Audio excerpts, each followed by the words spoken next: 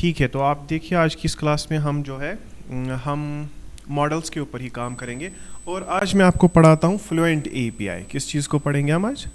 Fluent API. अब ये fluent API क्या है? तो ठीक है, लेट अस गूगल। तो फ्लुएंट एपीआई, अगर आप लिखोगे फ्लुएंट एपीआई का मतलब क्या होता है? फ्लुएंट एपीआई एंटिटी फ्रेमवर्क का ही एक हिस्सा है। तो इसमें आपको बहुत सारी चीज़ें मिल जाएंगी। आप चाहो तो इंटरनेट पे माइक्रोसॉफ्ट की जो मतलब एक्चुअल जो ऑफिशियल वेबसाइट है माइक्रोसॉफ्ट की, वहाँ से भी आप फ्लुएंट एपीआई को समझ सकते हो। और अगर आप चाहो तो थर्ड पार्टी ऐसे वेबसाइट्स भी है जहाँ पर फ्लुएंट एपीआई आपको समझाएंगे कि दैट फ्लुएंट एपीआई होता क्या है। ठीक है, तो you can check fluent API in entity framework core. Entity framework Fluent API is used to configure domain classes to override conventions। ठीक है, देखो EF core में बहुत सारी चीज़ें ऑटोमेटिक है। बहुत सारी चीज़ें क्या है? ऑटोमेटिक। लेकिन मुझे वो ऑटोमेटिक चीज़ें पसंद नहीं है। मान लो आप उन कन्वेंशंस को ओवरराइड करना चाहते हो। देखो कितना अच्छा होता है कि एक स्कूटी को चलाना, अच्छा मज़ा आता है, लेकिन बाइक को चलाने में कितना मज़ा है? क्यों? स्पीड नहीं, उसके मैनुअल गियर्स हैं, तो वो पूरा आपके कंट्रोल में होती है और गियर्स की वजह से ही तो उसमें स्पीड ज़्यादा चढ़ती है ना। आप पहले गियर में पहले आधी स्पीड पकड़ते हो, फिर दूसरा, फिर तीसरा, फिर चौथा, फिर पांचवा, फिर छठा। इसीलिए आप देखते हैं कि मोस्ट ऑफ द जो बाइक लवर्स होते हैं ना, उनको गियर वाले बाइक ज़्यादा पसंद है। अगर उसमें से मान लो हम कोई ऐसी बाइक होगी जिसके ऑटोमेटिक गियर्स होंगे तो वो ज़्यादा प्रेफर नहीं करेंगे बहुत सारे लोग। जैसे कि ऐसी भी बाइक्स आती हैं जिनमें ड्यूअल क्लच ट्रांसमिशन होता है, या उनमें फॉर एग्जांपल डीसीटी होता है जिसको हम बोलते हैं, या इलेक्ट्रिक देख लो आप। ठीक है, तो वो तो बस ऐसे ही इधर से उधर जाने के लिए अच्छा है, लेकिन अगर उस हिसाब से देखेंगे बाइक लवर के हिसाब से तो वो अच्छा नहीं है। तो बिल्कुल ऐसा ही है कि आपका जो EF कोर है ना, वो ऑटोमेटिकली सारी चीज़ें संभालता है, लेकिन अगर आपको कन्वेंशनल से हट के कुछ करना है then you have to use fluent API. तो for example if we are here for example one to many relationship, मगर मान लो अगर आपको कॉन्फ़िगर करनी है किन चीज़ों को, वन टू मैनी रिलेशनशिप्स, या आपने वन टू वन रिलेशनशिप्स या मैनी टू मैनी रिलेशनशिप्स को क्या करना है? कॉन्फ़िगर करना है। एंड आप चाहते हो कि आप वो ऑटोमेटिकली से कॉन्फ़िगर ना, क्योंकि ऑटोमेटिकली कॉन्फ़िगर होगा, पता नहीं EF कोर कैसे कॉन्फ़िगर करेगा। ठीक है, क्या वो हमारे मतलब जो मुझे एक्चुअली में करना था, क्या EF कोर वही करेगा या कुछ और डिफरेंट ही कर लेगा? तो EF कोर का कोई भरोसा नहीं है, इसकी ऑटोमेटिक ट्रैकिंग पर आप भरोसा नहीं कर सकते। तो इसीलिए हम क्या करते हैं, हम जब मॉडल्स डिफाइन करते हैं तो हम इसमें फ्लुएंट एपीआई का इस्तेमाल करते हैं। अब मैं आपको दिखाऊंगा कि देखिए फ्लुएंट एपीआई दिखने में कैसी लगती है।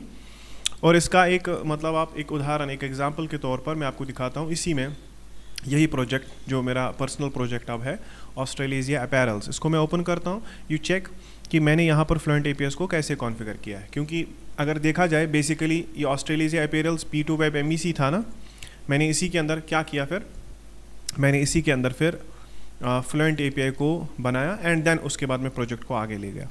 अब देखो ये ऑस्ट्रेलेशिया अपैरल्स में आप चेक करो, we are having this domain models.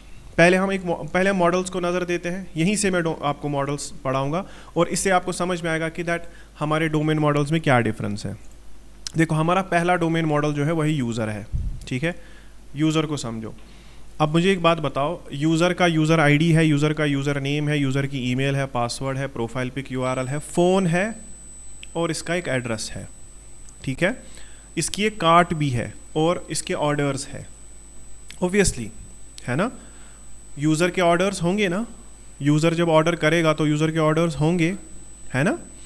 तो यूज़र के ऑर्डर्स भी है और डेट क्रिएटेड, यानी कि यूज़र कब अकाउंट बनाया था और यूज़र ने अपने अकाउंट को कब मॉडिफाई किया, तो वो डेट क्रिएटेड डेट मॉडिफाइड मैंने रखा। देखो यहाँ तक तो ये सब कुछ ठीक चल रहा था, यहाँ तक तो आपको इजीली समझ में आएगा, लेकिन ये तीन के ऊपर आपको फोकस करना है। देन आपको यही चीज़ अपने P2 वेब MEC में भी इंप्लीमेंट करनी है। ठीक है, एंड आप अपने प्रोजेक्ट्स में खुद से इंप्लीमेंट करोगे और आपको खुद से पता चल जाएगा कि आपके मॉडल्स में क्या उल्टा सीधा आपने किया था। ठीक है, तो फॉर एग्जाम्पल द एड्रेस, पहले एड्रेस को देख लेते हैं। एड्रेस कहाँ से इनहेरिटेंस ले रहा है? एड्रेस से, यानी कि मतलब एड्रेस की टाइप एड्रेस है और एड्रेस हमारी एक क्लास है। तो अगर मैं इसके ऊपर ऐसे F12 प्रेस करूँ तो यहाँ पर एक बाज़ाबिता से एक पूरा का पूरा एड्रेस सेक्शन ही है। First name, last name, street, city, district, state, country, pin code, phone, landmark. यानी कि एड्रेस जो है, एड्रेस में है first name, last name, street, city, state, ये सब कुछ। अब यहाँ पर अगर देखा जाए जो हमारा फॉर एग्जांपल user.cs है, अब मुझे बताओ इसका मतलब क्या हुआ। इसका मतलब हुआ कि दैट एक यूज़र का एक एड्रेस भी है, लेकिन आप एड्रेस में वो सारे एट्रीब्यूट्स को सेव कैसे करोगे, क्योंकि कल को जब आप डेटाबेस में एड्रेस वाला कॉलम बनाओगे, है ना, एड्रेस वाले कॉलम में उतनी सारी चीज़ें कैसे घुसेंगी। हाँ, क्योंकि यहाँ पर एड्रेस में क्या क्या है, बहुत सारी चीज़ें। तो एड्रेसेस का टेबल अलग बनेगा, एड्रेसेस का टेबल क्या बनेगा, अलग। और हर किसी यूज़र का एक यूनिक एड्रेस होगा, हर किसी यूज़र का एक यूनिक एड्रेस होगा। जैसे कि मान लो अगर हम तहलीम को मानते हैं, तहलीम एक यूज़र है, तहलीम का अपना एड्रेस है, तो इसका मतलब हर किसी यूज़र का एक address, every user has it is unique address. लेकिन एड्रेस हम सेव करेंगे एड्रेस टेबल के अंदर। अब मुझे एक बात बताओ, इनके बीच में आप लिंक कैसे क्रिएट करोगे, वही प्राइमरी की एंड फॉरेन की मदद से।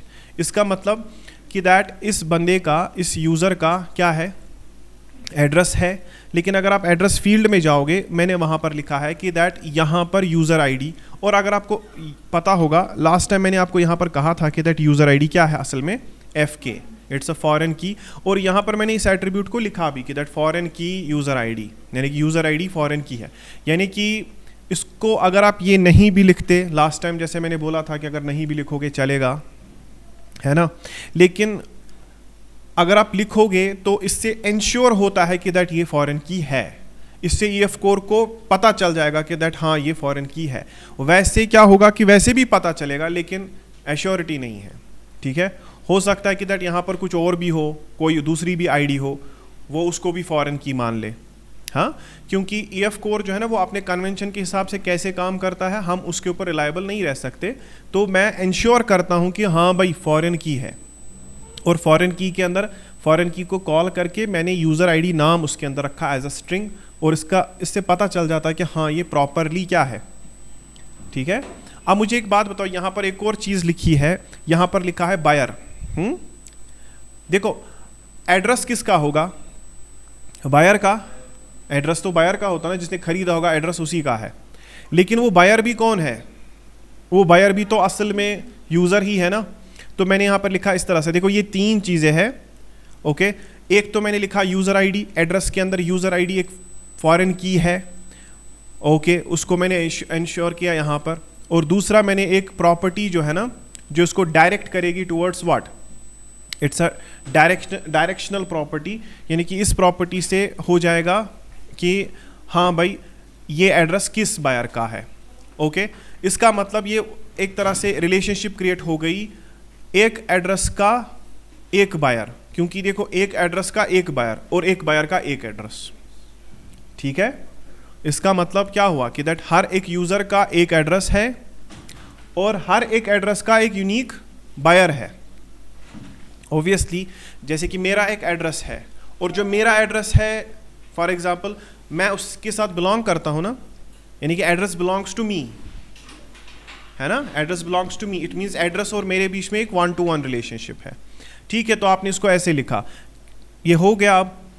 अब यहाँ पर देखो जाल कब शुरू हो जाता है कि जब ये इस तरह की रिलेशनशिप्स बहुत होंगी। रिलेशनशिप्स के बारे में हम इससे पहले भी बहुत बार बात कर चुके हैं, लेकिन अब इसको फ्लुएंट API में कैसे आप मतलब कॉन्फ़िगर करोगे और आप इसको अपने प्रोजेक्ट में कैसे लिखोगे। यानी कि रूल के हिसाब से अभी जो मेरे पास अपना प्रोजेक्ट जो मेरा अपना प्रोजेक्ट जो है, अगर मैं उसमें P2 वेब MVC में जाऊं और उसमें देखूं मैं कि दैट मेरे मॉडल्स किस तरह के दिखते हैं। मेरे मॉडल्स में अभी जो यूज़र है, मैंने यूज़र का एड्रेस जो है ना एज अ स्ट्रिंग लिया है।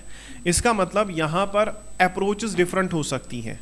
आपने इसका एड्रेस यहाँ पे एज अ स्ट्रिंग ले लिया तो ठीक है, इससे कोई प्रॉब्लम नहीं है। आप फॉर एग्जांपल यूज़र का एड्रेस आपने इसको रखा है एज अ होल, जबकि एड्रेस नाम की कोई अलग, आप समझ रहे हो, एड्रेस नाम की कोई अलग क्लास नहीं है।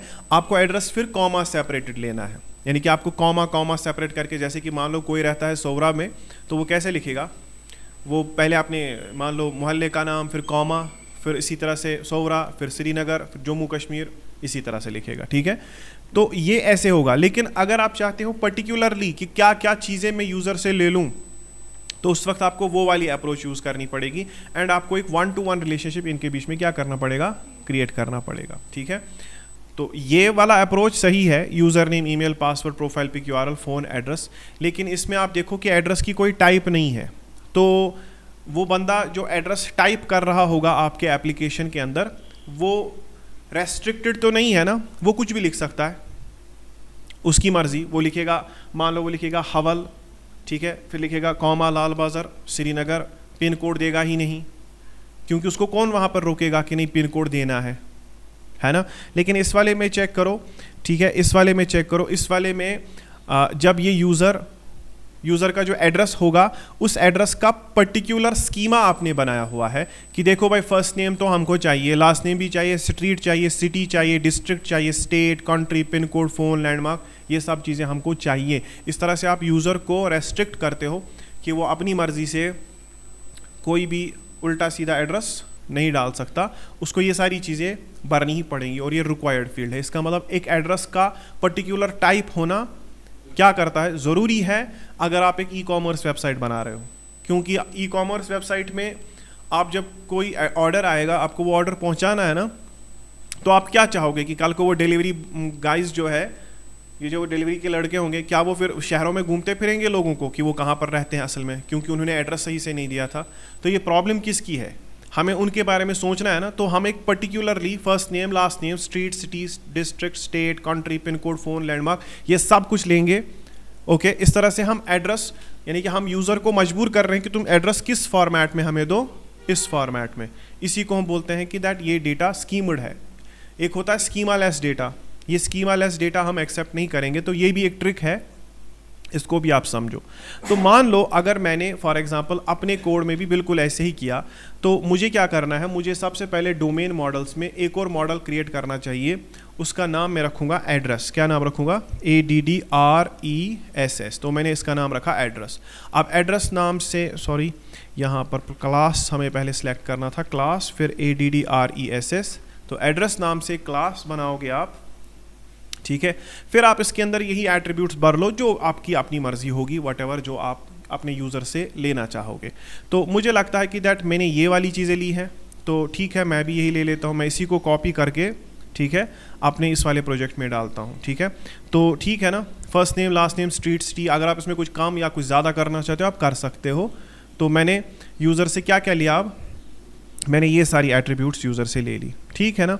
अब इसके बाद आप चेक करो, नाउ अब हमें इसका रिलेशनशिप क्रिएट करना है, अब हमें इसकी रिलेशनशिप क्रिएट करनी। तो देखो कैसे करेंगे, मैं आपको बिल्कुल आराम से ही समझाऊंगा कि क्या करना है। देखो सबसे पहले अब एड्रेस स्ट्रिंग तो नहीं है, अब एड्रेस स्ट्रिंग मत है, अब एड्रेस क्या है, अब एड्रेस है, यानी कि अब मुझे बाज़ाब्ता से मैंने यहाँ पर क्लास लिखी, okay, and that class is coming from the domain models, और वो डोमेन मॉडल्स में है ना क्लास, क्योंकि एड्रेस एक खुद भी डोमेन मॉडल है। तो मैंने लिखा public address question mark address, यानी कि अगर किसी यूज़र का एड्रेस है तो ठीक है, नहीं भी है तो चलेगा, नलेबल प्रॉपर्टी है। लेकिन इससे पहले एड्रेस स्ट्रिंग हुआ करता था, लेकिन अब एड्रेस स्ट्रिंग नहीं है, अब एड्रेस। और ये चेंजेस मैंने अभी ही क्यों की, बिकॉज मैंने कल ही आपको जो सॉलिड प्रिंसिपल्स पढ़ाए थे उसमें हमने कहा था कि दैट हम मॉडिफिकेशन के ऊपर क्लोज्ड रहेंगे। फिर आगे जो हमारा सॉलिड प्रिंसिपल्स में ओ है ना, OCP, open for what, extension, closure for modification. अभी अगर मैं करूं चेंजेस, तो अभी तो मैं मॉडल बना ही रहा हूं, अभी तो एप्लीकेशन स्टार्ट हुआ है बनाना, बाद में जाकर फिर मैं आगे नहीं कर सकता कि पूरी एप्लीकेशन बनी है, देन मुझे दिमाग में आएगा कि चलो let's change the address model. हाँ, मान लो कल को ऐसा होगा कि दैट एक बंदा आपके पास आया, एक डिलीवरी बॉय आपके पास आया, बोला कि सर मुझे ना उसका एड्रेस ही समझ में नहीं आता, उसने क्या लिखा है, ठीक है। तो फिर आप अपने डेवलपर से बात करते हो कि क्या प्रॉब्लम है, फिर डेवलपर सोचता ओ हमने एक प्रॉब्लम की थी कि दैट हमने एड्रेस को स्ट्रिंग माना था, एंड उससे क्या था कि जो भी यूज़र्स हैं उन्होंने मन मर्जी अपने एड्रेस डाल दिए, है ना। उन्होंने, किसी ने पिन कोड नहीं दिया, किसी ने डिस्ट्रिक्ट नहीं बताया, किसी ने मान लो स्टेट नहीं बताई, है। तो उसके बाद अब बताओ पूरी एप्लीकेशन बन गई है, एप्लीकेशन प्रोडक्शन में है, चल रही है, उसके बाद अगर आपको ये चेंजेस करनी पड़ी तो कितना मतलब महंगा पड़ेगा वो, है ना। तो वो डाउन द स्ट्रीम सब जगह पर उससे एरर आएंगे, इसीलिए इट इज़ बेटर कि पहले ही किया जाए। अब बताओ एड्रेस क्या है, अब एड्रेस, अब जो मैंने लिखा ना एड्रेस, तो एड्रेस यहाँ पर एक प्रॉपर्टी है and this property is actually taking inheritance, या we can say that its type is address, और वो एड्रेस खुद क्या है, वो एड्रेस एक खुद क्लास है, और उसमें भी क्या है, फर्स्ट नेम लास्ट नेम ये सब चीज़ें। अब देखो यहाँ पर हम किस तरह से इसको कॉन्फ़िगर करेंगे, मैं बताऊँगा इसको कि देख भाई कि हर किसी एड्रेस में एक ग्रिड है, ठीक है, एक ग्रिड, ओके, और उसका नाम क्या है, और वो रिक्वायर्ड भी है, ठीक है, यानी कि एक एड्रेस फील्ड, एक एड्रेस ऑब्जेक्ट तब तक इनिशियलाइज नहीं होगा जब तक ना ये ग्रिड इसके अंदर हो। उसका नाम है यूज़र आईडी। क्या नाम है? User ID. And this user ID is actually what, this user ID is actually foreign की, यानी कि ये इस तरह से उसके साथ रिलेशनशिप हो गई इसकी कि दैट हर एक एड्रेस एक यूज़र आईडी से बिलोंग करता है, एक यूज़र से बिलोंग करता है। लेकिन इंश्योर करने के लिए कि हाँ ये होगा, मैं यहाँ पर लिखता हूँ फॉरेन की, ठीक है, तो हम ऐसे लिखते हैं फॉरेन की, और फॉरेन की को कॉल करके उसमें आप ऐसे यूज़र आईडी लिख दो, तो ये इंश्योर हो जाएगा कि हाँ भाई ठीक है, यूज़र आईडी क्या है, यूज़र आईडी एक, तो ये भी हो गया। अब इसके बाद आप क्या करोगे, इसके बाद हम इसकी नेविगेशन प्रॉपर्टी लिखेंगे। अब what is this navigation property, यानी कि वो यूज़र कौन होगा, यानी कि जिसका ये एड्रेस है वो यूज़र कौन होगा, वो यूज़र होगा, ठीक है, यानी कि उसका नाम तो यूज़र ही होगा, लेकिन वो कहाँ से, उसकी टाइप क्या होगी, उसकी टाइप यूज़र होगी। आप चाहो तो इस यूज़र इससे कन्फ्यूजन अगर होगा तो आप इसको कहो कि दैट हर एक एड्रेस का एक बायर है जो असल में, जिसकी टाइप असल में यूज़र है। तो this is called as a navigation property. तो ये तीन चीज़ें हो गई, एक फॉरेन की है, एक नेविगेशन प्रॉपर्टी है, और यहाँ पर हम इंश्योर करते हैं, इसमें एनोटेशन लगा के ये इंश्योर करते हैं कि that user ID is a foreign की। तो ये हो गया इस तरह से। अब बताओ मुझे, अब यूज़र जो है, यूज़र का क्या है, एड्रेस, जो कि एड्रेस टेबल में है, ठीक है, और हर किसी एड्रेस का क्या है, एक यूज़र आईडी जो कि फॉरेन की है, और navigation property buyer, navigation property buyer जिसकी टाइप भी यूज़र है। अब ये चलेगा नहीं, दौड़ेगा अच्छे से, बट प्रॉब्लम यहाँ पर ये है कि दैट आप इसको ओवरराइड, मतलब आप इसको अपने हिसाब से रखना चाहते हो। तो आप देखो क्या करो, आपने डेटा में डीबी कॉन्टेक्स्ट बनाया था ना, डीबी कॉन्टेक्स्ट में सबसे पहले आपको क्या करना है, सबसे पहले तो आपको पब्लिक डीबी सेट करना है, ठीक है, पब्लिक डीबी सेट, ओके, वहाँ पर आप इस चीज़ को भी पहले, क्योंकि जितने भी डोमेन मॉडल आपके हैं, तो सबसे पहले आपने लिखा पब्लिक डीबी सेट एड्रेसेस, ठीक है, तो ये हो गई इसकी एंटिटीज़, क्या हो गई, देखो एड्रेसेस टेबल में कितने एड्रेसेस होंगे, बहुत सारे, वो प्लूरल होगा, हर किसी एड्रेस का क्या होगा, हर किसी एड्रेस का first name, last name, pin code, वो सब चीज़ें होंगी, यानी कि एड्रेसेस टेबल में बहुत सारे रोज होंगे जिसमें लोगों के क्या होंगे, लोगों के एड्रेसेस होंगे, ठीक है। इसी तरह से बहुत सारे यूज़र्स होंगे जिनकी टाइप यूज़र होगी, बहुत सारे एड्रेसेस होंगी जिनकी टाइप एड्रेस होंगी, तो ये हो गया यहाँ पर। लेकिन यहीं पर आप देखो, यहीं पर कैच है, फिलहाल अभी हम यूज़र और एड्रेसेस को देख रहे हैं, बाकी फिलहाल प्रोडक्ट को और user.cs को, इसमें तो सिर्फ ऑर्डर और यूज़र है ना, इसको भी आपको डीबी सेट करना चाहिए। तो मैं डीबी कॉन्टेक्स्ट में जाके इनका भी लिख लेता हूँ, तो मैं इसको लिखूँगा कि देख भाई एक और डीबी सेट है प्रोडक्ट्स का, ठीक है, यानी कि प्रोडक्ट टेबल में बहुत सारे प्रोडक्ट्स होंगे, ठीक है, प्रोडक्ट टेबल में बहुत सारे प्रोडक्ट्स होंगे। इसी तरह से एक और डीबी सेट ऑर्डर्स, इसका मतलब क्या हुआ कि दैट ऑर्डर टेबल में बहुत सारे ऑर्डर्स होंगे, लेकिन वो ऑर्डर्स किसी यूज़र के होंगे, और वो प्रोडक्ट्स वो भी किसी से बिलोंग करते होंगे, यानी कि वो प्रोडक्ट्स भी किसी कार्ट से होंगे, सही है। तो अगर आप यहाँ पर देखें, फिलहाल हम यूज़र्स और एड्रेसेस की बात करेंगे, तो डीबी सेट में मैंने कितने डीबी सेट किए, 4 डीबी सेट कर दिए, यूज़र्स के ऊपर, एड्रेसेस के ऊपर, यानी कि जितनी भी डोमेन मॉडल्स मेरे पास है, एड्रेसेस का, ऑर्डर का, प्रोडक्ट का, यूज़र का। अब इसके बाद देखो क्या है, इसके बाद अब आप जो लिखोगे, जो आप ओवरराइड करोगे मेथड को, यानी कि जो आप EF कोर के मेथड को ओवरराइड करोगे, उसको ही हम क्या कहते हैं, उसको ही हम क्या कहेंगे, उसको ही हम कहेंगे फ्लुएंट API। देखो मैंने कुछ किया भी नहीं, ये खुद से लिख रहा है, ठीक है, ओके।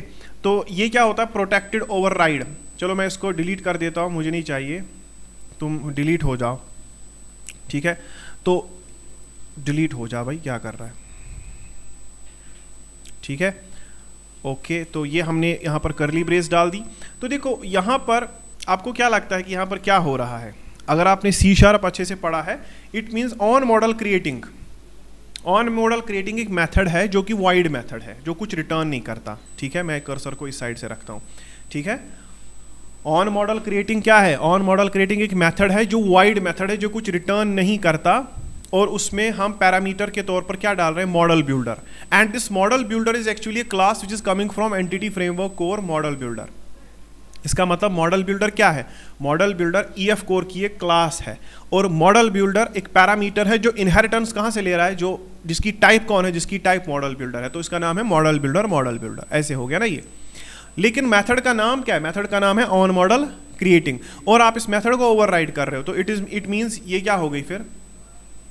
ये क्या हो गई? इसको क्या बोलेंगे? इसको बोलेंगे मेथड ओवरराइडिंग। इट मीन्स मैं किसी मेथड को ओवरराइड करता हूँ। इसी मेथड ओवरराइड को, जो आप यहाँ पर ऑन मॉडल क्रिएटिंग मेथड को ओवरराइड कर रहे हो, इसी को असल में हम फ्लुएंट एपीआई बोलते हैं, ठीक है। इसको आप क्या बोलते हो? फ्लुएंट एपीआई, जिसका अभी मैंने आपको यहाँ पर दिखाया था, ओके। जैसे देखो इसने भी लिखा है ऐसे ही, देखो सेम टू सेम लिखा है, fluent API method chained calls model builder dot entity this इसने ऐसे ऐसे किया है ना। तो ये दिखा रहा है कि वन टू मेनी रिलेशनशिप को क्या करना है, वन टू वन रिलेशनशिप को क्या करना है। अभी आपके पास टाइम होगा तो आप डॉक्यूमेंटेशन रीड करना, लेकिन यहाँ पर एक चीज़ तो हमें समझ में आ गई कि दैट कोई मेथड है ऑन मॉडल क्रिएटिंग, एंड हम उस ऑन मॉडल क्रिएटिंग मेथड को क्या कर रहे हैं? ओवरराइड कर रहे हैं। अब यहाँ पर पैरामीटर देखो क्या है? पैरामीटर का नाम है मॉडल बिल्डर, जो कि इनहेरिटेंस लिया है मॉडल बिल्डर के साथ। तो मॉडल आपको ऐसे लिखना है, मॉडल बिल्डर डॉट एंटिटीज। क्या लिखना है?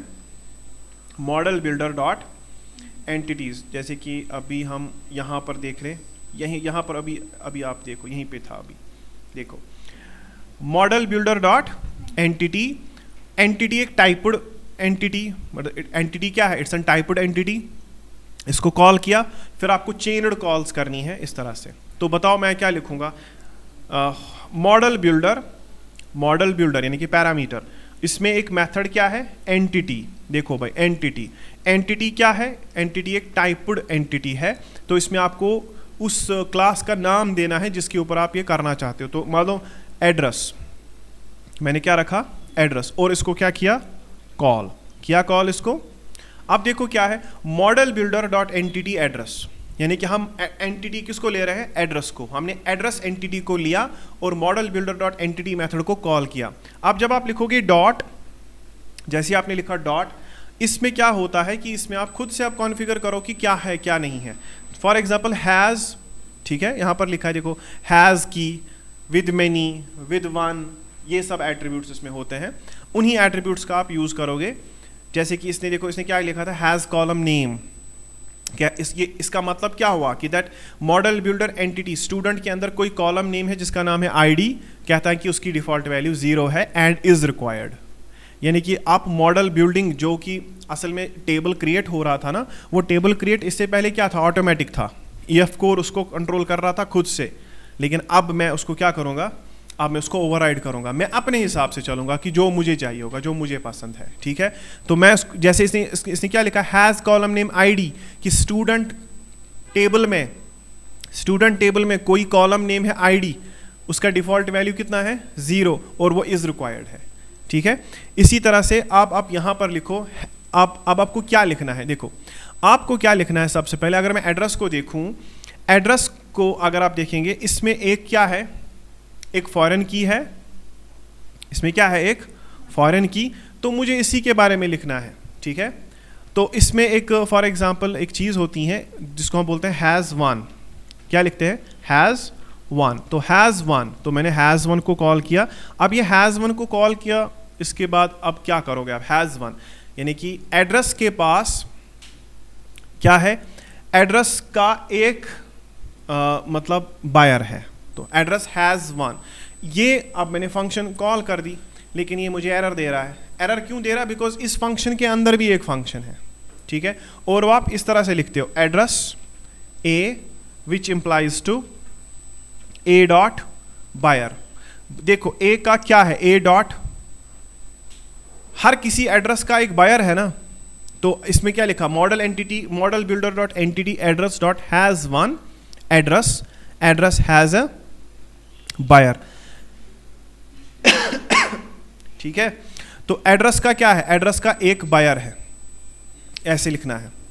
Model builder dot entity address has one, यानी कि हर किसी एड्रेस का एक बायर है, ठीक है। आपको पता है कि वो बायर असल में यूजर है, ठीक है। बाद में क्या लिखोगे, इसी तरह से डॉट विद वन, इसके बाद क्या लिखना है, विद वन। तो विद वन हर किसी एड्रेस का एक बायर, हर एक बायर का एक एड्रेस। तो बताओ हर एक बायर का एक एड्रेस, तो मैं लिखूंगा बी, थोड़ा ये बी किसके लिए लिखते हैं, याद के लिए, तो बी डॉट, ठीक है, बी डॉट एड्रेस, सही है ना, ऐसा ठीक लग रहा है आपको ये, इसको पढ़ो आप। Model builder dot entity address, यानी कि एंटिटी कौन है, एड्रेस, एड्रेस एक एंटिटी है, उसका एक बायर है और हर किसी बायर का एक एड्रेस है। तो ये हो गई ना मतलब हमारी रिलेशनशिप, 1 to 1 रिलेशनशिप, कि एड्रेस का ये है और इसका ये है।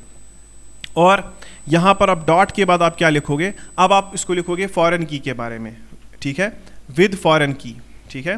तो आप ऐसे लिखो डॉट हैज़ फॉरेन की, चलो उसने वहीं से लिखा हैज़ फॉरेन की, चलो मैं इसको फॉर्मेट करता हूँ, आपको थोड़ा सा फॉर्मेट करने के बाद ये समझ में आएगा। या एक काम करते हैं, ऐसे लिखते हैं विद वन हैज़ फॉरेन की, ठीक है, ऑन डिलीट, ठीक है, ऐसे देखो आप।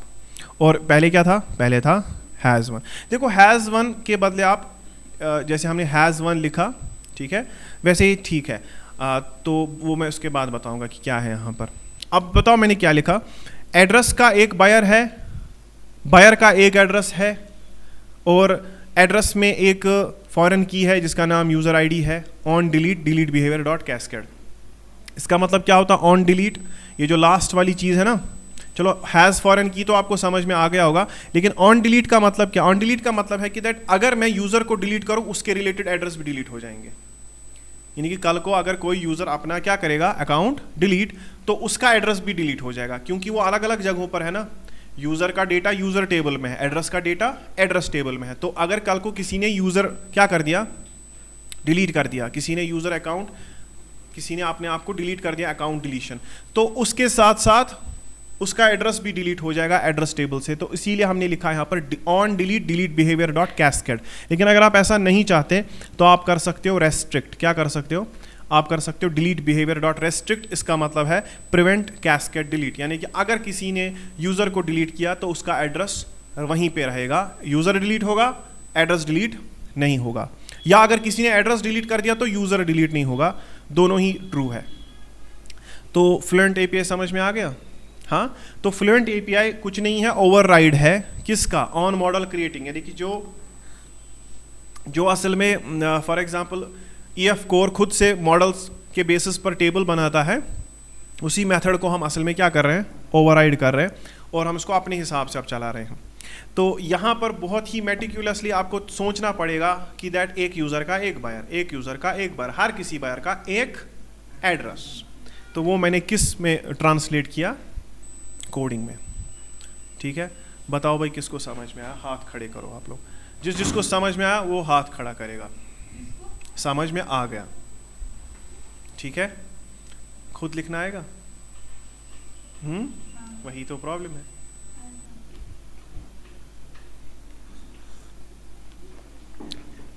अभी देखो जो मैंने वो वाला प्रोजेक्ट P2 वेब एमवीसी जिसमें ना मैंने खुद से काम किया है, देखो उसमें किस तरह से मैंने ये लिखा हुआ है, आप चेक करो, आप देख लेना कि दैट कितनी रिलेशनशिप्स है उसमें। देखो यानी कि जो आप वो वाला प्रोजेक्ट देख रहे हो ना, जो मैंने अभी आपको दिखाया वो, हाँ, ऑस्ट्रेलियन अपैरल्स, उसमें देखो कितनी सारी ये है, जैसा ये देखो सेम टू सेम वही है ना, हर किसी एड्रेस का एक बायर, बायर का एक एड्रेस, उसकी फॉरेन की, और डिलीट बिहेवियर डॉट कैस्केड, या डिलीट बिहेवियर डॉट आप रेस्ट्रिक्ट कर सकते हो, या तो अगर आपको यूज़र के साथ साथ उसका एड्रेस भी डिलीट करना है तो कर लो, वरना रेस्ट्रिक्ट कर लो। अब इसी तरह से आपको क्या करना है नाउ, अब आपको इसी तरह से मॉडल्स बनाने हैं, जो आप मॉडल्स वहाँ से बना रहे थे उन मॉडल्स को कंटिन्यू रखो ऐसे ही। अच्छा चलो ठीक है, एक और करते हैं, देखो हर किसी यूज़र का क्या है, देखो इसने खुद से डिटेक्ट कर लिया मैं क्या करना चाहता हूँ, इसको भी पता चल जाता है, ये सुनता है असल में हमारी बातें। देखो हम एक काम करेंगे, we will be creating a list आप दो चीजें कर सकते हो यहां पर, या तो आप आई कलेक्शन बनाओ, ठीक है, या तो आप क्या बनाओ, I collection. I collection and list के बारे में डिफरेंस आपको पता होगा कि what is I collection and what is list. तो मैंने यहां पर एक काम किया, मैंने एक आई कलेक्शन बनाई जिसकी टाइप ऑर्डर है, जिसकी टाइप क्या है, ऑर्डर। एंड ये नेसेसरी भी नहीं है कि दैट यूजर के ऑर्डर्स हो सकता है कि कोई यूजर अभी अभी बनाया उसने अकाउंट, तो उसके थोड़ी ऑर्डर्स होंगे, तो इसीलिए मैंने इसमें क्या लगा दिया, क्वेश्चन मार्क। और यहां पर आप कर दो, इसका नाम रखेंगे ऑर्डर्स, क्योंकि ये एक कलेक्शन है। और इस कलेक्शन का भी आप क्या कर लो, गेट सेट, ओके। और आप इसको बोलो कि दैट बाय डिफॉल्ट ये खाली लिस्ट है, क्या है, खाली। छोड़ो को पायलट क्या सजेस्ट करता है, तो आप इसकी तरफ ध्यान दो, क्योंकि वो कभी कभी बेचारा घूम रहा होता है, उसको खुद भी नहीं पता क्या करना होता है, वो ऐसे ही कुछ भी बोले जाता है। तो आप वो देखो कि जो मैं आपको बता रहा हूं, तो public I collection order question mark orders get set is equal to empty array. इसका मतलब है कि दैट ऑर्डर्स जो है वो एक क्या है, वो एक कलेक्शन है। देखो आप आई कलेक्शन की जगह पर लिस्ट भी यूज कर सकते हो, आप लिस्ट भी यूज कर सकते हो, ओके, दिस वन आप लिस्ट भी यूज कर सकते हैं, आई कलेक्शन भी यूज कर सकते हो, ठीक है। इसमें थोड़ा थोड़ा डिफरेंसेस है, लेकिन let us go with the I collection, क्योंकि ज्यादा अच्छा है, हमारे काम के लिए ज्यादा अच्छा है। तो I collection order question mark orders, ठीक है। इसका मतलब हर किसी यूजर के बहुत सारे ऑर्डर्स हैं, और वो ऑर्डर्स किस में है, वो एक कलेक्शन के अंदर है, ठीक है। बताओ भाई एक ऑर्डर किसका है, ये जो ये ऑर्डर है ना, अब मैं ऑर्डर मॉडल में आ गया, जो भी ये ऑर्डर है ना, ये भी तो किसी से बिलोंग करता होगा ना, हाँ, ये यूजर के साथ बिलोंग करता होगा। तो जरा हम इसका लिखेंगे, क्या लिखना हमें, सबसे पहले ये हमने यहां पर एक ग्रिड लिखा हुआ है, चेक करो आप, हमने लिखा हुआ है थोड़ा सा इसमें, अब परसों लिखा हुआ था हमने, तो हमने इसको बता दिया कि दैट यूजर आईडी जो है वो क्या है, वो एक फॉरेन की है, लेकिन इंश्योर करने के लिए हम इसको एनोटेशन भी साथ में दे देते हैं। तो हमने इसको बता दिया कि देखो यूजर आईडी फॉरेन की है। अब बताओ ऑर्डर का क्या है, ऑर्डर का बिलोंगिंग किसके साथ है, यूजर के साथ, है ना। इसका मतलब हर एक ऑर्डर का एक कौन होगा, यूजर, मतलब वो बायर होगा, ठीक है। तो मैं इसका नाम रखूं फिर बायर, ये बायर होगा ना फिर, क्योंकि हर किसी ऑर्डर का कौन होता है, बायर होता है। हालांकि उसकी टाइप यूजर है, लेकिन मैंने इस प्रॉपर्टी का नाम रखा बायर, ये ज्यादा सेंस बनाता है। तो foreign key user ID is a foreign key, annotation में भी लिखा, देन हमने लिखा public user question mark buyer. इसका मतलब ये एक नेविगेशन प्रॉपर्टी है, इससे हमें पता चल जाता है कि दैट ये क्या है, ये नेविगेशन प्रॉपर्टी, ठीक है, वो फॉरेन की है, ये नेविगेशन प्रॉपर्टी है। इससे हमें ये पता चल जाएगा कि दैट ये ऑर्डर किस बायर का है, ओके, यानी कि हम ऑर्डर टेबल से बायर निकाल सकते हैं। तो नेविगेशन प्रॉपर्टी भी होगी, फॉरेन की भी होगी। अब मुझे एक बात बताओ, इसको आप कैसे लिखोगे, क्योंकि आपने फ्लुएंट एपीआई तो लिखना है। देखो मैंने परसों से माइग्रेशन इसीलिए नहीं की बिकॉज हमने भी फ्लुएंट एपीआई लिखा नहीं था। इसको आप फ्लुएंट एपीआई में कैसे लिखोगे, ओके, आप इसको कैसे लिखोगे, फ्लुएंट एपीआई में कैसे लिखोगे इसका, यानी कि आपको लिखना है, आपको फिर से जाना है डीबी कॉन्टेक्स्ट में, ओके, डीबी कॉन्टेक्स्ट में आपको फिर से एक बार करना है मॉडल बिल्डर, फिर से लिखो क्या, मॉडल बिल्डर, ठीक है, मॉडल बिल्डर डॉट, ठीक है, एंटिटी, और this time we are taking the order in the consideration. And इसके बाद हमने ये, अब बताओ ऑर्डर का क्या है, ऑर्डर का एक बायर है, हैज वन बायर, ठीक है। अब अगर ऑर्डर का एक ही बायर है, लेकिन क्या बायर का एक ही ऑर्डर हो सकता है, नहीं, उसके तो बहुत सारे ऑर्डर्स हो सकते हैं। तो इसमें विद वन नहीं आएगा, विद मेनी आएगा, देख रहे हो आप यहां पर। और ये मॉडल बिल्डर का बी कैपिटल है, ओके। तो आप समझ रहे हो यहां पर क्या किया, इसमें था हैज वन विद वन, इसमें हैज वन विद मेनी, ठीक है। तो ये वन टू मेनी रिलेशनशिप हो गई। इसका मतलब हर किसी ऑर्डर का एक ही क्रिएटर है, लेकिन उस क्रिएटर के बहुत सारे ऑर्डर्स हो सकते हैं, ठीक है।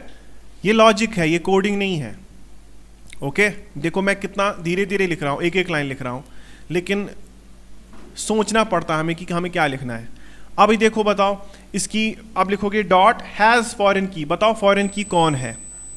तो इसकी फॉरेन की जो है वो हमारी फॉरेन की है यूजर आईडी, है ना, क्योंकि यूजर आईडी से पहचाना जाएगा कि दैट कौन सा ऑर्डर किस यूजर से बिलोंग करता है। और यहां पर चाहो तो टर्मिनेटर लगा के यहीं पे खत्म कर दो, लेकिन अगर आपको कैस्केडिंग बिहेवियर चाहिए तो आप लिखो डॉट, ठीक है, और फिर क्या लिखोगे डॉट के बाद ऑन डिलीट, यानी कि अगर किसी ने ऑर्डर डिलीट कर दिया, अगर किसी ने ऑर्डर डिलीट कर दिया, यहां पर कैंसिल का नहीं हम देख रहे हैं, अगर किसी ने ऑर्डर किया डिलीट, कहां से, डेटाबेस से, तो उसके साथ उसका रिलेटेड यूजर भी डिलीट हो जाएगा। या हम ऐसा कह सकते हैं कि अगर यूजर ने अपना अकाउंट डिलीट कर दिया तो ऑर्डर भी डिलीट हो जाएंगे उसके जितने भी थे, लेकिन ये सही नहीं है। पता है क्यों? क्योंकि अगर किसी यूजर ने अपना अकाउंट डिलीट कर लिया, अगर उसके साथ वो ऑर्डर डिटेल्स भी डिलीट हो गई, इसका मतलब हमें कैसे पता चलेगा कि हमने कितना रेवेन्यू जनरेट किया था, क्योंकि वो तो हमारी हिस्ट्री भी डिलीट कर देगा ना उसके साथ। तो यहां पर हम कैस्केडिंग बिहेवियर में क्या चाहेंगे, रेस्ट्रिक्शन, है ना, यानी कि इसमें देखो प्रिवेंट कैस्केडिंग डिलीट, इसने खुद से ये डिटेक्ट कर लिया कि दैट यहाँ पर क्या होना चाहिए, डिलीट बिहेवियर में रेस्ट्रिक्ट होना चाहिए, कि अगर कोई बंदा खुद के अकाउंट को डिलीट करता है तो उस अकाउंट के साथ जो ऑर्डर्स वाबस्ता थे वो डिलीट नहीं होने चाहिए, क्योंकि उससे हमारे डैशबोर्ड पे फिर प्रॉब्लम आ जाएगी। हमें समझ में नहीं आएगा कि दैट ये जो 700 रुपये की चीज़ थी ये किसने खरीदी थी, कब खरीदी थी, ये ऑर्डर किसका था। तो इसीलिए डिलीशन का तो ऑप्शन ही नहीं है, इसीलिए हमने यहाँ पर डिलीट बिहेवियर का क्या कर दिया। तो बताओ आपने किसका रिलेशनशिप यहां पर क्रिएट किया, ऑर्डर का यूजर के साथ, ठीक है। तो इसी तरह से अब आपके मॉडल्स बनेंगे, इसीलिए मैंने आपको कल कहा था बरीरा कि दैट आपके मॉडल्स में अभी बहुत कुछ पेंडिंग है, क्योंकि ये सोच के तो आपने मॉडल्स बनाए नहीं थे। ओके, तो मॉडल्स तो आप लोगों ने बना लिए, लेकिन अब उसमें ये चीजें ऐड करनी। अच्छा मुझे एक बात बताओ, हर किसी यूजर की एक कार्ट है ना, हर किसी यूजर की एक कार्ट है, और हर एक कार्ट का कितना यूजर होगा, कार्ट ऐसा तो नहीं ना कि तुम्हारी भी वही कार्ट मेरी भी वही कार्ट, तो हर एक यूजर की अपनी कार्ट, कार्ट का अपना यूजर, तो वो भी 1-to-1 रिलेशनशिप है, वो भी आप इसमें क्रिएट करोगे कार्ट के साथ जो रिलेशनशिप होगा। चलो मैं अब आप इसको यहां पर फिलहाल ऑर्डर्स का देख लेता हूं। अभी जो ऑर्डर है, ऑर्डर का ये तो हो गया है ना। अब मुझे बात बताओ इसका क्या करोगे। अब प्रोडक्ट आईडी भी तो एक फॉरेन की है, तो इसमें भी एनोटेशन लिखो इसको कि दैट ये भी क्या है, ये भी एक फॉरेन की है। तो सही है, लिखा मैंने। तो बताओ प्रोडक्ट आईडी क्या है, प्रोडक्ट आईडी क्या है, प्रोडक्ट आईडी एक फॉरेन की है। प्रोडक्ट आईडी एक फॉरेन की है, लेकिन आपको पता है कि दैट ऑर्डर के अंदर बहुत सारे क्या होते हैं, बहुत सारे प्रोडक्ट्स है। तो ये यहाँ पर थोड़ा सा प्रॉब्लमेटिक है, यहाँ पर आपको मेनी टू मेनी रिलेशनशिप्स बनानी पड़ेंगी, और यहाँ पर जंक्शन टेबल्स बनानी पड़ेंगी। क्या बनानी पड़ेंगी, जंक्शन टेबल्स। तो वो भी आपको यहाँ पर समझनी पड़ेंगी कि वो कैसे काम करती हैं। लेकिन फिलहाल आप ऐसे देख लो कि चलो अगर एक ही प्रोडक्ट, अगर एक ऑर्डर में एक ही प्रोडक्ट होता तो आप उसको कैसे लिखते। प्रोडक्ट आईडी एक फॉरेन की है, ठीक है। नेविगेशन प्रॉपर्टी जो इसकी होती है ना, वो कैसे होती, वो नेविगेशन प्रॉपर्टी कैसी होती, वो इस तरह से नहीं होती। हमें एक जंक्शन टेबल यहाँ पर क्रिएट करना चाहिए। तो let us have that junction table. And पहले देख लेते हैं कि कोई और चीज़ भी तो नहीं है इसमें जहाँ पर आपको देखना पड़ेगा इसमें। चलो एड्रेस और यूज़र का हो गया है ना, एड्रेस और यूज़र का हो गया, और किसका हो गया, ऑर्डर और यूज़र का भी हो गया। और देख लेते हैं यूज़र में कुछ और मत है, एड्रेस है, ऑर्डर है। चलो पहले इसकी कार्ट बनाते हैं, ठीक है, वो भी मैं यहीं पर कर देता हूं क्योंकि वो फिर बाद में प्रॉब्लमेटिक हो जाएगा। तो बताओ भाई, एक यूज़र की क्या है, एक कार्ट है, लेकिन वो कार्ट किधर है, कार्ट का कोई डोमेन मॉडल तो आपने बनाया नहीं। तो चलो पहले क्लास बनाते हैं, उसका नाम रखते हैं cart dot C S, cart dot, और कार्ट का सी रखेंगे, कार्ट का सी रखेंगे कैपिटल, और इस तरह से आपने कार्ट बना ली। अब बताओ कार्ट में क्या क्या होगा।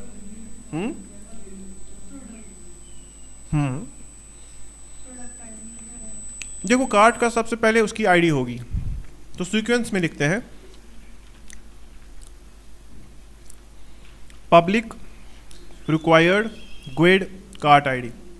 ये तो पहली चीज है।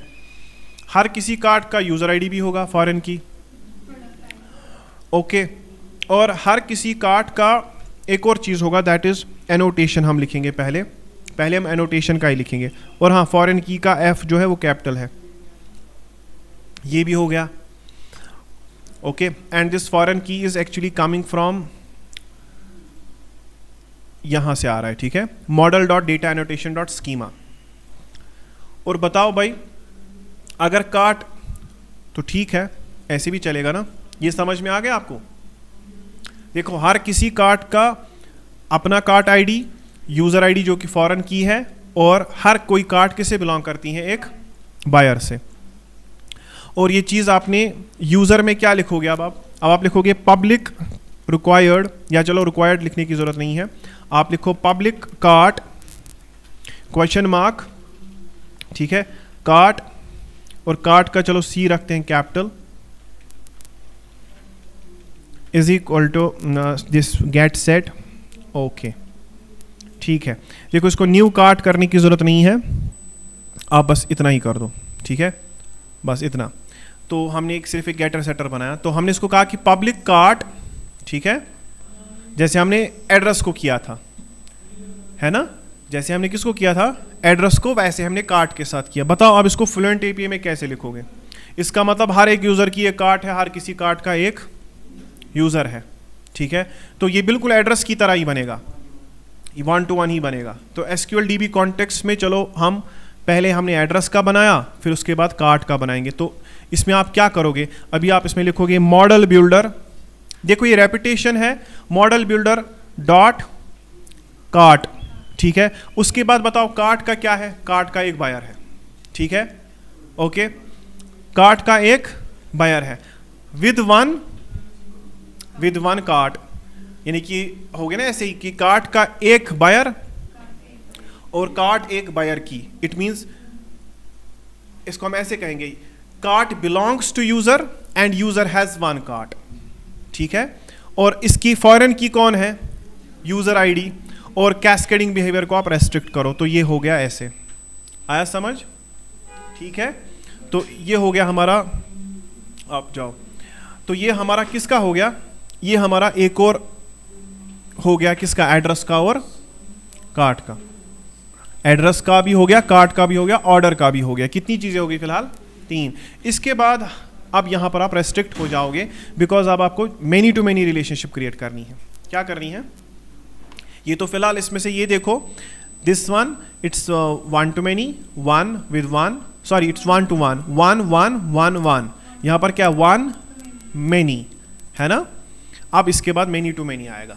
अब ये जो मेनी टू मेनी रिलेशनशिप है ना, फ्लुएंट एपीआई में कोई मेथड नहीं है डायरेक्टली इसको करने का, या तो आपको ऑन मॉडल क्रिएटिंग के साथ छेड़ना नहीं है, खुद से हो जाएगा, वो भी जंक्शन मॉडल ही खुद से क्रिएट करेगा, लेकिन बेहतर है कि कंट्रोल किसके हाथ में होना? अपने हाथ में। तो ठीक है, ये दिन ब दिन ज़्यादा ही ज़्यादा एक्साइटेड होता जाएगा आई थिंक आपके लिए, ठीक है, मुझे तो बोरिंग लगता है, ठीक है, आया समझ? अब देखो क्या है कि अब मुझे यहाँ पर डोमेन मॉडल्स को मैंने बंद कर दिया फिलहाल। मैं यहाँ पर एक फोल्डर बनाऊंगा एंड आपके लिए मैं कर रहा हूँ, मैं इसका नाम रखूंगा जंक्शन मॉडल्स। क्या नाम रखूंगा? जंक्शन मॉडल्स, क्योंकि मैं इन जंक्शन मॉडल्स को अलग से बनाना चाहता हूँ, ठीक है। और मुझे नहीं पता कि आप लोगों ने कितनी SQL पढ़ी है, इसको समझने के लिए बहुत ज़्यादा ब्रेन होना चाहिए यहाँ पर, जो मैं यहाँ पर अभी करूँगा, ठीक है। तो ये these junction models, in junction model में आप बनाओगे कार्ट आइटम, एक क्लास बनाओगे, उसका नाम हम रखेंगे कार्ट आइटम। क्या नाम रखेंगे? Cart item, cart item, cart item नाम रखो या कार्ट प्रोडक्ट नाम रखो, एक ही बात है, ठीक है। कार्ट प्रोडक्ट, हाँ कार्ट प्रोडक्ट। और एक और जंक्शन मॉडल में बनाऊंगा, वो मैं बनाऊंगा किस नाम से? उसको मैं बनाऊंगा ऑर्डर प्रोडक्ट। क्या नाम रखूंगा? ऑर्डर प्रोडक्ट, ठीक है।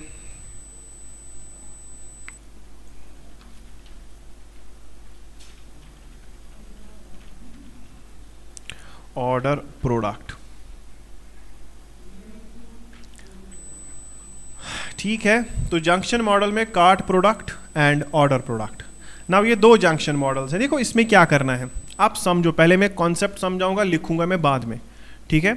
मुझे एक बात बताओ, ये कार्ट का मसला यहाँ तक तो समझ में आ गया कि दैट कार्ट का एक कार्ट आईडी है, कार्ट का एक यूज़र आईडी है, कार्ट की एक फॉरेन की है और कार्ट का एक बायर है, ठीक है। एक बायर यानी कि जिससे वो बिलोंग करती है, ठीक है। नेविगेशन प्रॉपर्टी का मतलब ही होता है बिलोंगिंग। क्या मतलब होता है? बिलोंगिंग, यानी कि किससे बिलोंग करता है। ठीक है ना, सही है, ये समझ आया आप तक। अब यहां से थोड़ा सा बिलोंगिंग टू ए यूजर, चलो इसने सजेस्ट कर दिया वहीं से। अब देखो क्या है यहां पर आपको एक कार्ट आइटम होना चाहिए इसके अंदर। देखो कार्ट के अंदर जो प्रोडक्ट्स होंगे, जो कार्ट के अंदर प्रोडक्ट्स होंगे, वो प्रोडक्ट्स प्रोडक्ट टेबल में भी तो होंगे ना, है ना। और जो प्रोडक्ट मेरी कार्ट में है, क्या पता बरीरा को भी वही पसंद, या क्या पता तहलीम को भी वही पसंद। हम एक ही चीज, एक ही लैपटॉप हमको खरीदना है ना। हमने एक ही तरह का लैपटॉप, यानी कि प्रोडक्ट एक ही है। तहलीम भी सोच रहा है कि मैं बाई करूं, मैं भी सोच रहा हूं मैं भी बाई करूं, शाहिद तिमना बुझाम। ओके, अब मुझे एक बात बताओ, ये प्रोडक्ट कितने कार्ट्स में है? तो इसमें तो वन टू मैनी नहीं चलेगा ना। इसका मतलब the product is in the products table but it can be in the multiple carts. आप समझ रहे हो? ये समझिए आपने ये बात कि ये जो प्रोडक्ट है ना, प्रोडक्ट मल्टीपल कार्ट्स में हो सकता है। ऐसा तो नहीं है ना कि दैट आपने कोई चीज़ कार्ट में रखी तो आप मैं नहीं रख सकता, मुझे भी तो वही चीज़ कार्ट में रखनी है ना। तो इसका मतलब क्या हुआ कि दैट यहाँ पर सीधी सीधी वन टू वन या वन टू मैनी रिलेशनशिप नहीं चलेगी। मुझे जंक्शन टेबल बनाना पड़ेगा, क्योंकि many to many relationship define करने का इससे आसान तरीका और कोई नहीं है। और ये आसान तरीका भी बहुत मुश्किल है समझने के लिए पहली बार। ठीक है, अब देखो आप यहाँ पर क्या करोगे, आप ये पहले आपको बनाना पड़ेगा, पहले आपको वो जंक्शन मॉडल्स तैयार करने पड़ेंगे कि कार्ट प्रोडक्ट में क्या होगा। देखो सबसे पहले कार्ट प्रोडक्ट में उसकी अपनी क्या होगी, आईडी होगी। चलो इसने मुझे वहीं से बताया, मैं दिखाऊंगा कि इसमें कौन कौन सी चीज़ ज़रूरी है। देखो ये पहले तो होना चाहिए कार्ट प्रोडक्ट आईडी। क्या होना चाहिए, मैं इनको सही करता हूँ, इसने सही से नहीं दिए ये। ठीक है, कार्ट प्रोडक्ट आईडी आप ऐसे ऐसे करके देखो, इसने क्या लिखा वो उसके साथ हमें कोई लेना देना नहीं है। ये इसकी क्या होगी, ये इसकी अपनी प्राइमरी की है। तो ये गुइड डॉट न्यू गुइड हो गया, तो ये इसकी क्या है, ये इसकी की है। ठीक है, यानी कि कार्ट प्रोडक्ट का अपना की, तो ये पी के है, वो आमिर खान वाला पी के। ठीक है, ओके। अब इसके बाद बताओ इस कार्ट प्रोडक्ट के अंदर क्या है। ये कार्ट प्रोडक्ट यानी कि ये कार्ट और प्रोडक्ट का जंक्शन मॉडल है, यानी कि मैं दो टेबल्स को यहाँ पर मिक्स करने वाला हूँ।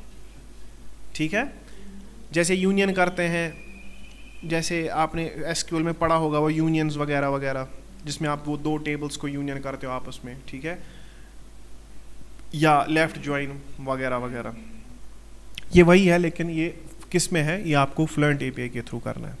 तो कार्ट प्रोडक्ट आईडी तो इसकी अपनी आईडी है, प्रोडक्ट आईडी प्रोडक्ट की आईडी है।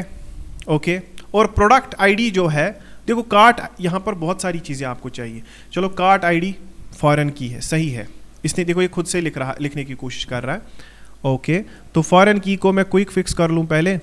देखो भाई क्या लिखा इसने लिखा public required guid cart ID is a foreign key. इसका मतलब this cart product is actually it is having a belonging to cart. इसको समझो आप। तो कार्ट प्रोडक्ट आईडी जो है ये एक कार्ट आईडी के साथ इसकी बिलोंगिंग है।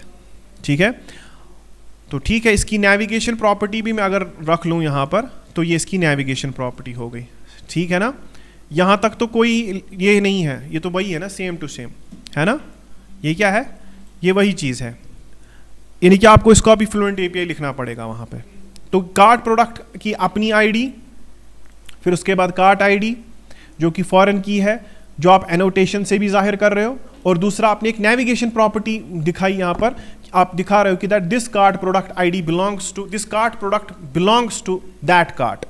ठीक है, बट ये कार्ट प्रोडक्ट क्या है ये भी आपको समझ में आएगा।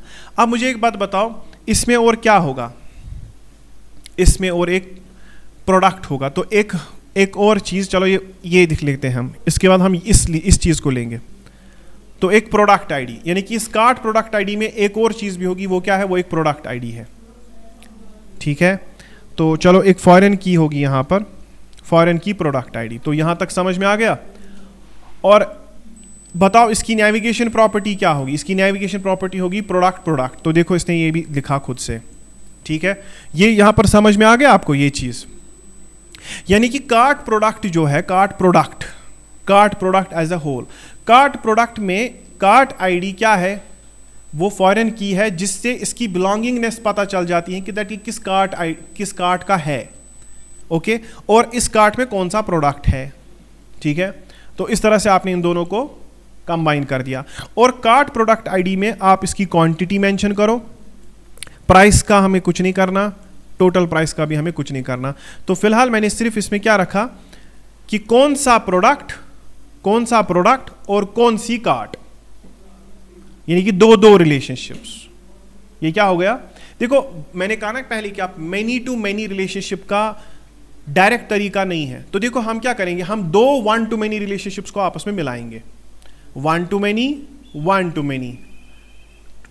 काटो, वहां पर क्या रहेगा, मेनी, है ना। तो हमने क्या किया, हम दो one two many relationships create करेंगे। क्या करेंगे, हम दो one two many relationships create करेंगे, और एक जंक्शन टेबल से हम वन और वन को मिला रहे हैं। तो वो कौन सी रिलेशनशिप बनेगी, वो बनेगी मेनी टू मेनी रिलेशनशिप। आया समझ। मैं आपको इसको ऐसे समझा सकता हूं कि आप मानो ऐसे ए बी, अगर मैं ए और ए को निकाल दूं, वहां पर क्या रह जाएगा, बी। अब मैं यहां पर मोदी के जैसा लग रहा हूं कि ए प्लस बी का होल स्क्वायर कितना होता है, सुना है उसका वो डायलॉग, चलो कभी और सुनाऊंगा मैं, ए स्क्वायर प्लस बी स्क्वायर और 2ab, जो उसने डायलॉग बोला था एक बार। तो यहां पर आप समझो इसको कि one two many and one two many relation, हम दो वन टू मेनी रिलेशनशिप्स को आपस में क्या कर रहे हैं, मिला रहे हैं। और फिर उसमें से हम एक क्या कर रहे हैं कि एक टेबल का मेनी और दूसरे टेबल का भी मेनी, उसको आपस में यूनियन कर रहे हैं। तो हमारे पास क्या बच जाता है, मेनी टू मेनी रिलेशनशिप। ये जब एक्शन में आएगा ना, तब आप इसको देखोगे कि ये कैसे काम करता है। फिलहाल ये तो हमें समझ में आ गया कि ये कैसे करना है, ठीक है, तो सही है। अब बताओ, अगर आपने कार्ट प्रोडक्ट आईडी को बनाया, इस तरह से बनाया, अब इसका क्या करोगे आप। चलो कार्ट में हमें समझ में आ गया, ये भी कार्ट भी हमें समझ में आ गया, ठीक है। अब यहां पर बताओ कि हर किसी कार्ट में क्या होगा,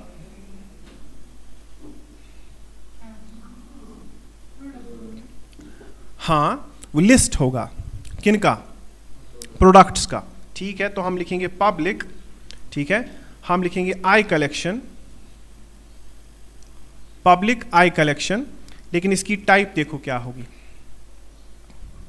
okay, collection of products in the cart. और कार्ट प्रोडक्ट जो है वो मैंने बनाया हुआ है कहां पर, जंक्शन मॉडल्स के अंदर। तो इसका मतलब we will be having many cart products, in the cart which are of the type cart product, और वो कहां पर है, जंक्शन मॉडल में।